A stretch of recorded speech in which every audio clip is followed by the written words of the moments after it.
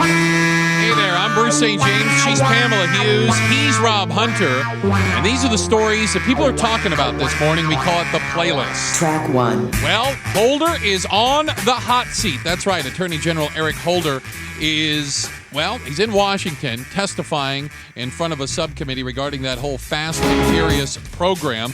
You might remember this operation facilitated the sale of firearms to Mexican drug cartels, but many of those guns have now been linked to crimes, including the murder of a Border Patrol agent.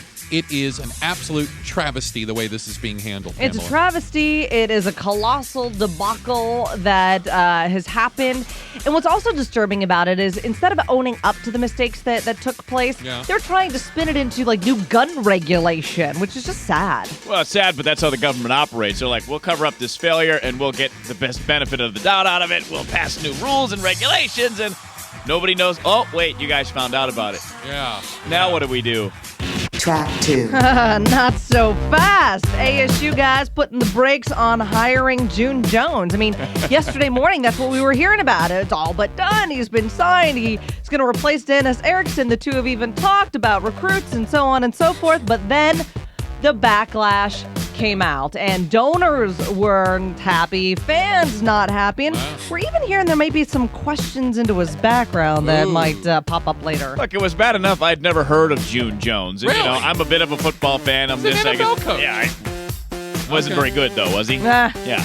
So that's why I think this whole thing makes ASU's football program look worse to me because they can't find a replacement. It's almost like the Boston Red Sox coach search at this point. Hey, ASU, Mike Stoops is available. Let's throw it out there right now. If you guys are looking for somebody, might be the only one left by the time this is done. Track 3. So Jerry Sandusky is probably where he deserves to be at this point, in jail. Yeah. He was arrested again yesterday for the second time as new charges are being filed against him.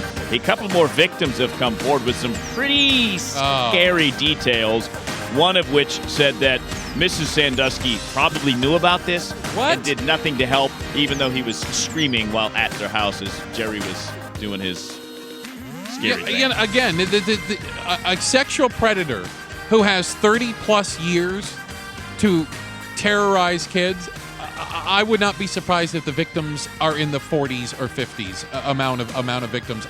Nothing would surprise me at this point. Well, you know what? This morning, the basement of the Sandusky home was being described as the basement of horrors, and how some things that may have happened down there. And when you start putting it into that kind of context, it really paints a disturbing picture. And I agree with you, Bruce. This is only the tip of the iceberg when it comes to victims. Track 4. Well, 25 former Hertz rent-a-car employees are suing the company because they were fired. Were they fired because they sucked at driving? Were they fired because of a cutback? No. Their lawsuit says Hertz fired them because they refused to clock out for their prayers. The group is a group of Somali Muslims who say they were fired based on race, religion, and nationality because Hertz had a policy that for their daily prayers many, many times during the day, they said, well, you just have to clock out to do it. And they said that's a violation of their... Listen, Hertz is in business to rent cars, not to provide you with your choice of religions. Hertz is right. I hope this doesn't stand up. Well, you know what?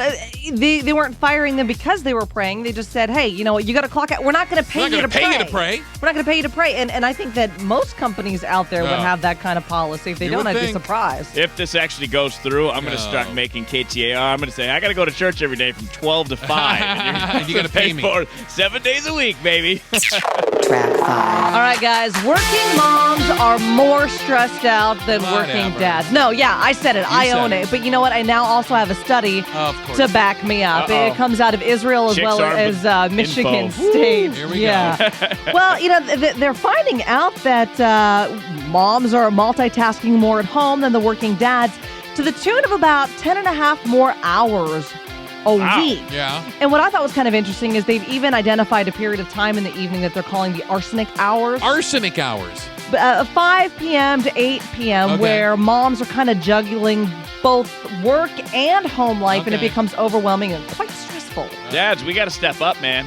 That's the bottom line. I mean, if this is the case, Happy wife, happy life. You can't leave it all on your wife and just say, hey, honey, I'll see you at 8 o'clock when arsenic hours are over. Gotta do our part, man. I think it has more to do with guilt, you know? If you didn't do it, Dad would show up and help out. But as long as you're willing to run around the house and do everything, ooh, that couch looks comfy. Oh, my. Track 6. So you guys have heard about crazy demands rock stars have had for dressing rooms, right? Like, take out all the red M&Ms. Won't have them. Here's Newt Gingrich's demands. A first-class hotel with a nice suite with preferably 2 bathrooms. Why not? Who needs 2 bathrooms? Newt. I guess. He also wants a first-class flight, and if his wife travels with him, she's got to be seated next to him at all times. Okay. I would respect him more if the rule was she can't be seated next to me at all times. 2 first-class seats must be separated by 2 rows at all times, or I'm not doing it. That would be excellent. I was actually surprised. These seem pretty normal requests to me. That's on top of the $50,000 or $60,000 fee. Yes. Well, there is that then, Rob. See, you got to throw that in there. He's going to love Air Force One. He's going to... Oh, God. We're going to talk about that in a little bit. Anyway, that is the playlist. We do it at the bottom of every hour at 9:30, 10:30, 11:30. That's the time you can plan to stop by and get caught up on the stories that everyone's talking about. We call it the playlist.